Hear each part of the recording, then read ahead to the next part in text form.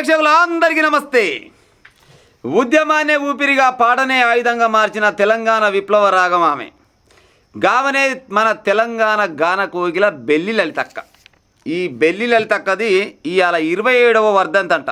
ఈ తెలంగాణ రాష్ట్ర ప్రజలకు బెల్లి లలితక్క దూరం అయ్యి నేటికి 27 సంవత్సరాలు అవుతుందంట. ఈమె ఎక్కడ జన్మించింది? యాదాద్రి భువనగిరి జిల్లా నాంచారిపేటల ఒక నిరుపేద కుటుంబంలో జన్మించిందంట. 1974 ఏప్రిల్ 29 తారీఖు నాడు ఈ అక్క జన్మించిందంట.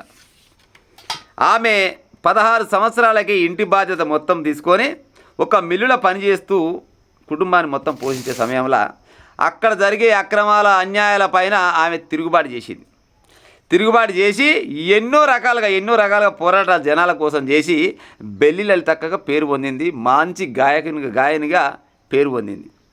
కానీ మనిషి ఎదుగుతుంటే నిజాలు మాట్లాడుతుంటే శత్రువులు ఎక్కువవుతారు కదా, గట్టినే అక్కకు కూడా శత్రువులు ఎక్కువయ్యారు. ఈ బెల్లి లలిత అంటే ఆమె ప్రతిసారి పేదోళ్ళ కోసం, నిరుపేదల కోసం, కూలీల కోసం కొట్లాడుతుంది. ఈమెను ఎట్టరైనా చేసి అంతమొందించాలని అప్పట్లో ఉన్న సర్కారులు ఈమె పైన కుట్ర పడినారు.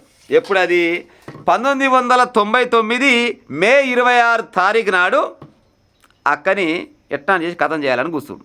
అయితే ఈ బెల్లి లలితక్క ఆయల్లా మిల్లులో పనిచేసి ఇంటికి వచ్చిందంట. మిల్లులో పనిచేసి ఇంటికి వచ్చినాక ఇంట్లో ఉన్న వాళ్ళకి చెప్పిందంట, ఒక గంట సేపట్ల మళ్ళీ తిరిగి వస్తా, బయట దాకా పోతా అని చెప్పి బయటికి వెళ్ళింది. ఇక రాలే. ఎక్కడవా అని చూస్తున్న తరుణంలోనే నైట్ అయిపోయింది. మళ్ళీ తెల్లారి మే 27 తారీఖు నాడు పోలీసు వాళ్ళకు కంప్లైంట్ ఇచ్చినంట. మా ఇంట్లో ఉన్న బెల్లి లలితక్క అంటే ఆమె దొరకలేదు, ఎక్కడ మిస్ అయిపోయింది, మరి ఎక్కడ పోయింది ఏం కథ అని ఎతికిపెట్టారని పోలీసు వాళ్ళకి కంప్లైంట్ ఇస్తే అప్పుడున్న రాజానికి అందరికి ఎరికే ఏమైంది ఏం కథ అనేది. కానీ వీళ్ళు మాత్రం కంప్లైంట్ ఇచ్చారు. అయితే 27 తారీఖు నాడు కంప్లైంట్ ఇస్తే 29 తారీఖు నాడు దర్గాబాయిల ఈ బెల్లి లలితక్కకు సంబంధించి కొన్ని అవయవాలు కాల్లో చేతిలో ఏదో రకంగా దొరికినాయట. అప్పటికే జనాలంతా చెవులు కొరుక్కుంటూనే ఉన్నారు, ఇవి పలానామే కావచ్చు అని అనుకుంటారు. కానీ ఇంకా కన్ఫామ్ చేసుకోవాలి ఆమె అని. 27 తారీఖు అయిపోయింది.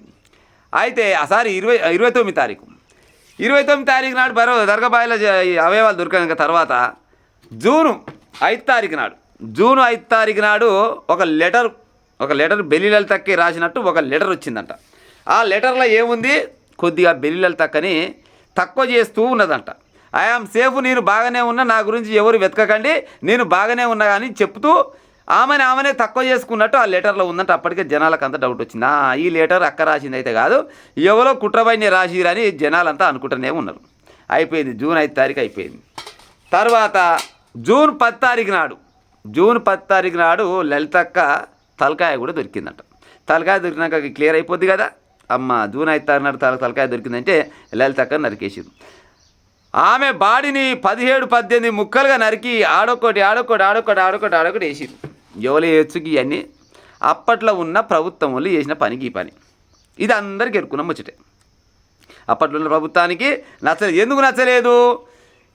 కార్మికుల పైన, కర్షకుల పైన, మళ్ళీ పోతే నల్లగొండల నీళ్ళ సౌలత లేనప్పుడు నీటిపైన ఉద్యమం చేసింది, సారపైన ఉద్యమం చేసింది, గుట్కాలపైన ఉద్యమం చేసింది, కూలీ రేటు పెంచాలని ఉద్యమం చేసింది. ఎన్నో రకాలుగా ఉద్యమాలు చేస్తుంటే ఓర్వలేక ఈ పని చేసుకొచ్చారు. అయిపోయిందా? ఆ తర్వాత అయితే ఇంకా సావైతే అయిపోయింది. మరి ఈమెని చంపిన వాళ్ళు కావచ్చు. ఈమె విగ్రహాలు తెలంగాణలో ఏ ఊర్లో ఉన్నాయి, ఎన్ని విగ్రహాలు ఉన్నాయి చెప్పే ప్రయత్నం చేయదు. కానీ ఈమెని చంపించిన వాళ్ళ విగ్రహాలు ఊరికొకటి ఉన్నది. తెలంగాణ రాష్ట్రంలో ఊరికొకటి, తెలంగాణ రాష్ట్రమే కాదు ఆంధ్రప్రదేశ్లో కూడా ఉన్నాయి. లేకుండా వచ్చినా ఈవెన్ చంపిన వాళ్ళ విగ్రహాలు ఎవరు చంపారు? మరి ఈవెన్ అప్పట్లో 100కు 200% ఎలిమినేటి మాధవరెడ్డి గారు అని క్లియర్గా చెప్పారు. అప్పట్లో చెప్పలేదా? మరి ఎలిమినేటి మాధవరెడ్డి గారి విగ్రహాలు ఎన్ని ఉన్నాయి తెలంగాణలో, ఆంధ్రప్రదేశ్లో? బొచ్చడు బోలెడు ఉన్నాయి. మరి ఏం చేసిపోయినా ఆయన తెలంగాణకు? ఏం చేయలే. ఎవరైతే తిరుగుబాటు చేసిరో, ఎవరైతే జనాల కోసం కొట్లాడిరో, ఎవరైతే సారపైన ఉద్యమం చేసిరో, లేకపోతే చదువుపైన ఉద్యమం చేసిరో, పాటలు వాడిరో, వాళ్ళని అంచే ప్రయత్నం చేసి ఏకంగా 17-18 ముక్కలుగా నరికి పారేసిన వాళ్ళయి విగ్రహాలు పెడితే తెలంగాణ కోసం కొట్లాడిన బెల్లి లలితక్క విగ్రహం ఈ తెలంగాణ రాష్ట్రంలో ఈ ఏడలేనట్టే ఉంది, పాడైపోయింది.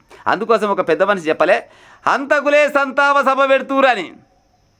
పెట్టలే మరి ఇప్పుడు హంతకులే సంతాప సభ పెడతలేరు అన్నట్ట, పెడుతురన్నట్టుగా లెక్క.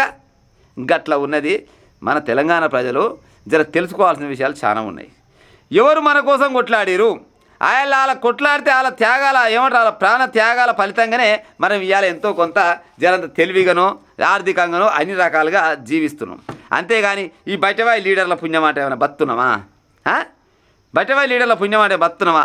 అప్పట్లో ఉన్న ప్రభుత్వం వాళ్ళు దగ్గరుండి మరి ఇవని ఆ చిత్రహింసలు పెట్టి అతి కిరాతకంగా నరికి చంపిరని చరిత్ర చెప్తుంది. కానీ అయ్యో లలితక్క అంటోళ్ళు లేరు. కానీ అయ్యో మాధవరెడ్డి గారు మంచోళ్ళు ఉండే, ఏ మంచోళ్ళు ఉండే, తెలంగాణ కోసం తెలంగాణ ప్రజల కోసం కొట్లాడిన వాళ్ళని చంపి ఆయన మాత్రమే నిండబో తిన్నాడు. కానీ ఆయన కూడా ఒకనాడు పోయినవాడు. నువ్వు తిన్న మన్నేరా నిన్ను తిన్నదనే పాట లేదు, అది గాలకే వర్తిస్తుంది. అందుకోసమనే ఏదైతే మొదలు పెడతారో దాంతో పోతారు అంటుంది. కానీ మొత్తానికైతే ఇవాళకి బెల్లి లలితక్క మన తెలంగాణ ప్రజలకు దూరం అయ్యి 27 సంవత్సరాలంట.